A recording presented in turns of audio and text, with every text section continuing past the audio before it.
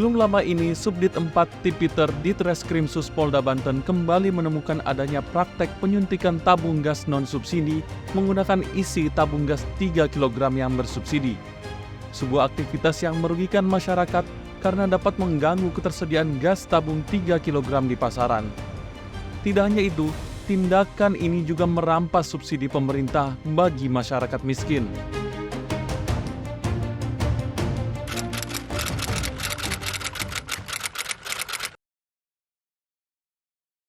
Jadi terkait dengan pengungkapan ini tentunya kami bergerak dari adanya evaluasi rapat di tingkat Pemda terkait dengan melonjaknya harga gas khususnya karena kelangkaan gas di masyarakat. Jadi masyarakat mengeluhkan kelangkaan gas, terus hasil yang aneh pun harga menjadi tinggi.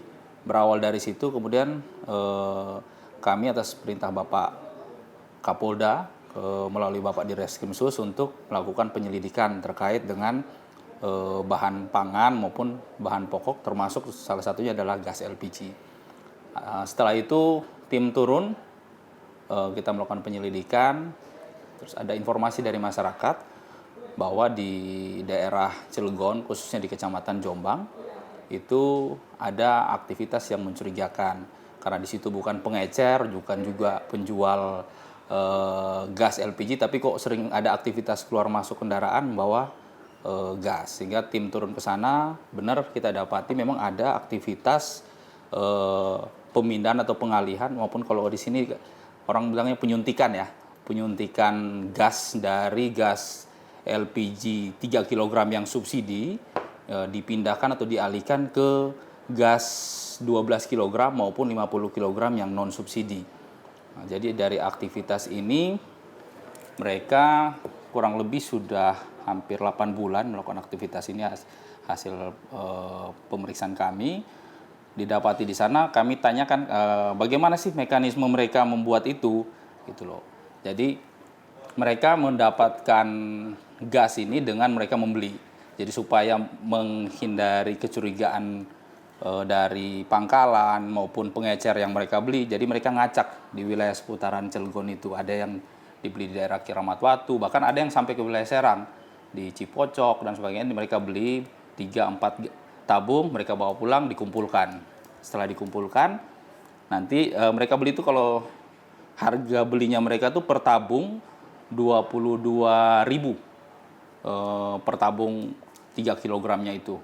Setelah itu sampai di sana, mereka sudah membeli dulu tabung-tabung gas yang kosong, yang 12 dan 50 itu mereka beli. Kalau dari hasil pemeriksaan kami itu mereka beli dari daerah Bogor. Nah, ini kami masih lakukan pengembangan ke sana. Terus setelah sampai di lokasi, mereka kemudian melakukan pemindahan, kegiatan aktivitas pemindahan itu. Jadi di lokasi itu caranya nanti gas yang 12 maupun 50 kg itu ditidurkan.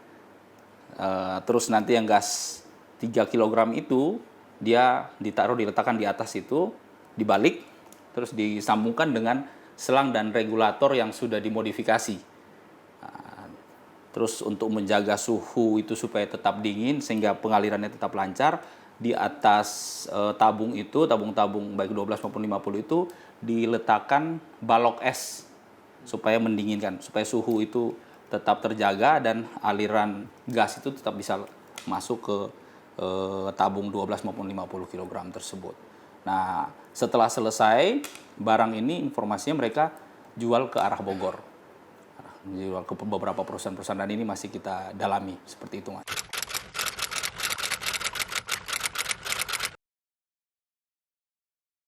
Untuk yang 12 kg sama 50 ini, dari hasil pemeriksaan sementara dia ada yang di beberapa di Cilegon ke beberapa perusahaan, karena itu kan rata-rata yang besar digunakan di perusahaan-perusahaan ataupun di yang UMKM ya, biasanya seperti itu. Nah, ada juga yang ke wilayah Bogor.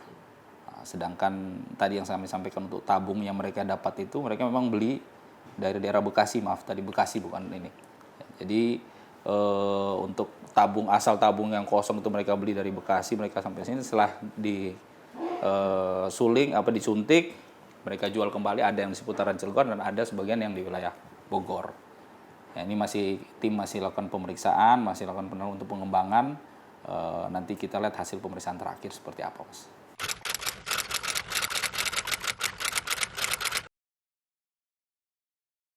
Kalau yang sementara kami periksa ini masih mereka masih belum ada terkonek dengan jaringan-jaringan yang besar. Ini kami masih coba mencari korelasi atau hubungannya, karena memang 3 bulan yang lalu juga kami sempat mengungkap dengan modus yang sama di wilayah Tangerang, itu yang cukup besar. Memang itu ada jaringannya yang sampai ke luar kota, ada yang sampai ke Jawa Barat, ada juga yang sampai ke wilayah Jakarta.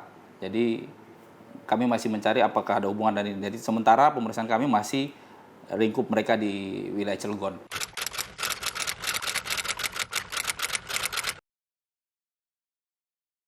Para tersangka ini kami kenakan ke pasal 55 Undang-Undang nomor 22 tahun 2001 tentang minyak dan gas bumi, sebagaimana telah diubah dalam pasal 40 angka 9 Undang-Undang nomor 6 tahun 2023 tentang penetapan peraturan pemerintah pengganti Undang-Undang nomor 2 tahun 2022 tentang Cipta Kerja menjadi Undang-Undang Junto pasal 55 ayat 1 ke 1 huruf E KUH Pidana. Jadi kalau kita lihat dari unsur pasalnya itu kan di situ dijelaskan bahwa setiap orang yang menyalahgunakan pengangkutan dan atau distribusi dan atau niaga bahan bakar minyak, bahan bakar gas dan atau liquid petroleum gas yang penyediaan dan distribusinya diberikan penugasan oleh pemerintah, dengan ancaman pidana paling lama 6 tahun dan denda paling maksimal itu 60 miliar rupiah, seperti itu.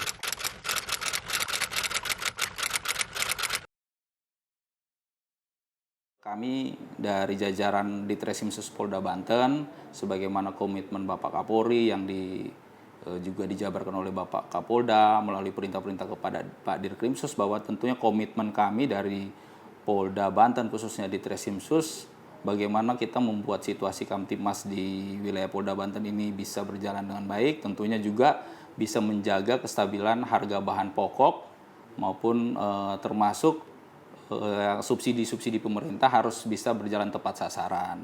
Sehingga tentunya kami menghimbau kepada seluruh masyarakat untuk tidak melakukan tindakan-tindakan seperti yang dilakukan oleh para pelaku ini, hanya untuk mencari kepentingan pribadi, keuntungan pribadi, melakukan aktivitas yang tentunya merugikan banyak pihak.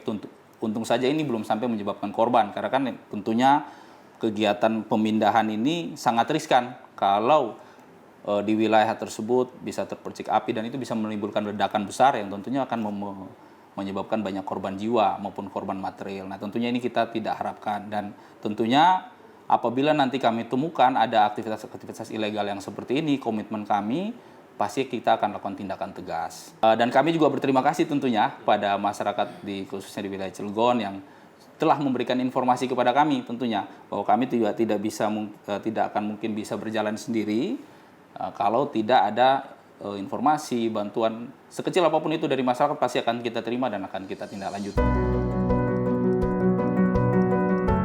Pemirsa, demikian Polisi Menjawab edisi kali ini. Polisi Menjawab hadir untuk menuntaskan rasa keingintahuan publik akan berbagai informasi, mengungkap kebenaran dan akurasi sebuah informasi. Mari pemirsa, bersama kita jaga lingkungan kita dari segala bentuk aktivitas yang dapat merugikan masyarakat. Saya Faris Hasni pamit undur diri. Salam presisi.